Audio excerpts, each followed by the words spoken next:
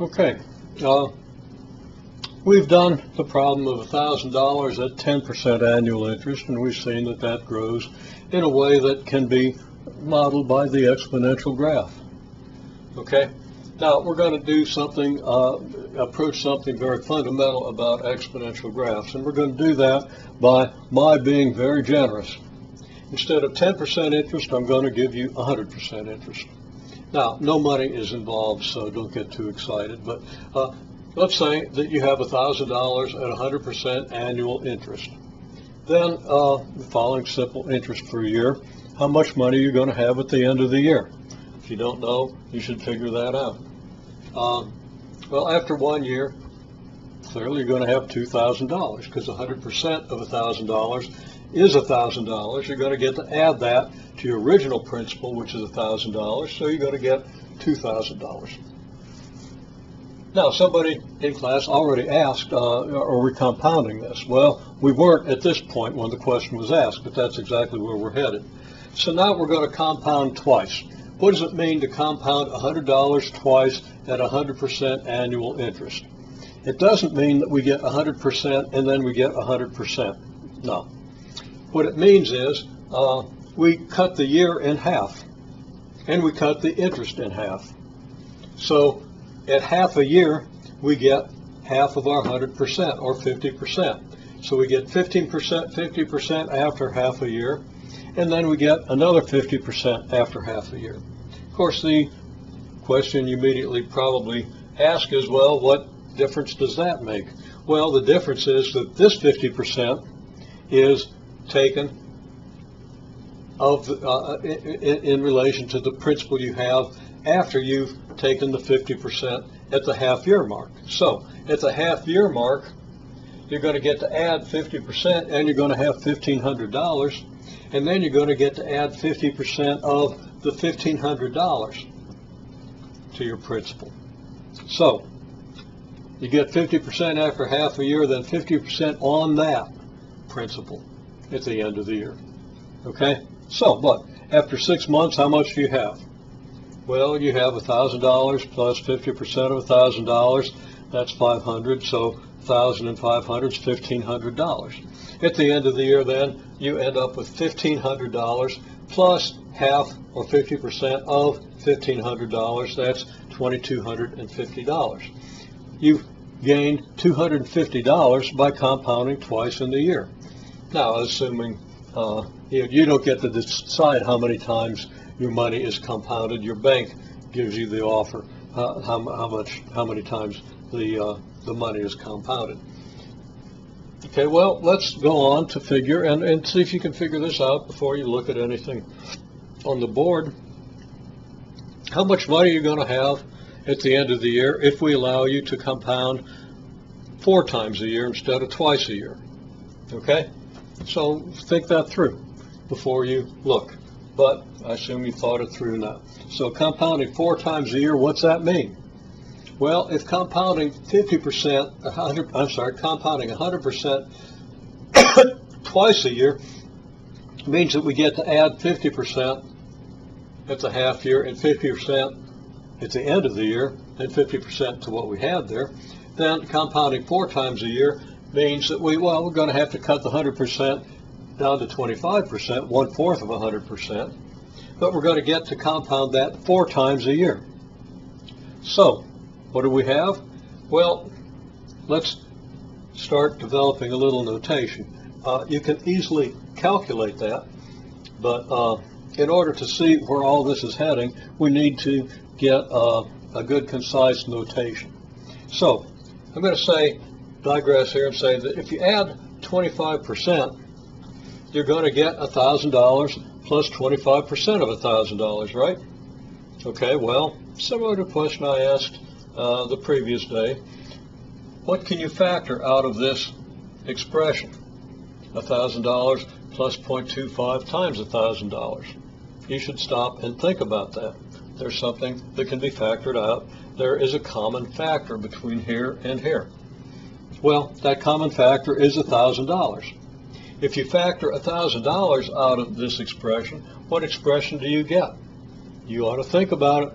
Okay, well, you factor $1,000 out of $1,000, that's 1. Okay? And you factor $1,000 out of 0.25, you get 0.25. Now, people ask where that 1 came from. Well, my first answer is that 1 came from the fact that if I multiply this using the distributive law, which of course you understand, I get this, don't I? Factoring is just, and in most cases, is just a backwards application of the distributive law. So if what you get when you multiply it out, what you get after you factor should be checked by multiplying it out using the distributive law to see if you get back to here. If it does, then you factored it correctly. So the first answer to where that 1 came from is if you didn't have that 1 there, you wouldn't get that $1,000, would you? You'd just get 0.25 times $1,000, and it wouldn't be the same. We wouldn't be able to put an equal sign there. Okay? So the other thing is, and how people tend to miss that 1 because that's not what they're looking for, and they don't see a 1 here to put down here. They see a 0.25 and they'll put it down here. They won't see a 1 here.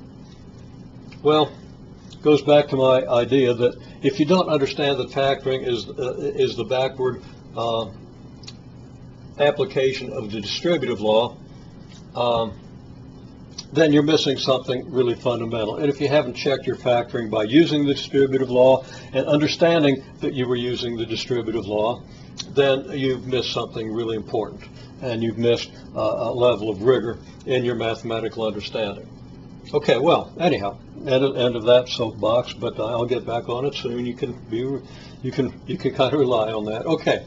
Now, of course, we can simplify 1 plus 0.25. What do you get when you simplify 1 plus 0.25? You get 1.25, right? So we have 1.25 times $1,000. Now, my point is then that if I'm adding 25%, 25% is the same as 0.25. That gets added to the original principal, which is 1 times the original principal. So we have 1 times the original principal plus 0.25 times the original principal, giving us 1.25 times the original principal. So that adding 25% is the same as multiplying by 1.25, and that's the statement that I've circled here. Now, you need to understand that, and you need to understand that pretty deeply, otherwise you're going to lose track of it. You need to understand how this is an instance of factoring. You have to understand how it's an instance of an application, a kind of a reverse application of the distributive law, and you have to understand it at a number of different levels so that you can start thinking about exponential functions. Okay. Now, we're going to add 25% 4 times a year, but instead of calculating it like we did here, $1,000 plus 0.25 times 1,000 is 1,000 plus 250, which is $1,250. Okay, we could have done that. Could have replaced the 50% here with the 25%, but we didn't do that. We used the fact that adding 25% is the same as multiplying by 1.25, which again is something you need to really understand. And we say that then after the first period we have 1.25 times $1,000. And I don't even bother to calculate that, and you'll understand why in just a minute. So 1.25 times $1,000. After the second period, well, we're going to add 25% to this. What's 25% added to this? Well, it's 1.25 times this. So we have 1.25 multiplied by 1.25 times $1,000. After the third compounding, well, we're going to add 1.25 again, so we're going to multiply 1.25 by what we had here. What we had here had a couple of 1.25s in it, and we multiply that by 1.25, and that tells us what we have after the third period. And then after the fourth period, well, I ask, is there a shorter way to write that? Well, and somebody saw this right away. That'd be 1.25 to the fourth times $1,000. Why is that? Well, 1.25 times 1.25 is 1.25 squared. 1.25 times 1.25 times 1.25 is 1.25 cubed. And if I multiply that by another 1.25, that's going to give me another 1.25. It's going to give me 4 of them. It's going to be 1.25 to the fourth. So we have 1.25 to the fourth times $1,000. Now, people tell me they use their calculator. I can't calculate that accurately in my head. I think I get fairly close to 1.25 to the fourth, but I couldn't get it to 6 significant figures like we have it here. It's 2.44141. Now, question whether people rounded this last one correctly. Was that a 1.3 or a 1.4? If it was a 1.6, then it should have rounded to 2, but if it was an 0.6, it should have rounded to 1. So I don't know if that was rounded correctly or not. I didn't ask. So you might double check our figure on that. Okay? In any case, 1.25 to the fourth is this. We multiply it by $1,000, and we find that we get up to $2,441.41. Okay, so that by doing 4 compoundings instead of 2, we go from $22.50 to $24.41. That's a jump. It's less than $250. It's actually a little less than $200. Remember that we had a $250 jump between simple interest and 2 compoundings. So we still have a significant jump, but it's not as big as that jump. Okay? So, and we can write the result. 1 plus 1/4 to the fourth. Okay, and let's talk about that for a second. Okay, now 1.25, well, we know that 0.25 is 1/4, and we know that 100% is 1. Okay, percent means per 100. So we have 100% divided into 4 parts. That gives us the fraction 1/4, which is 0.25, which is the same as 25%. So that this expression is 1 plus 1/4 raised to the fourth. Now, what would the expression be if you're compounding it 12 times? The expression analogous to this that really embodies everything that we've looked at so far.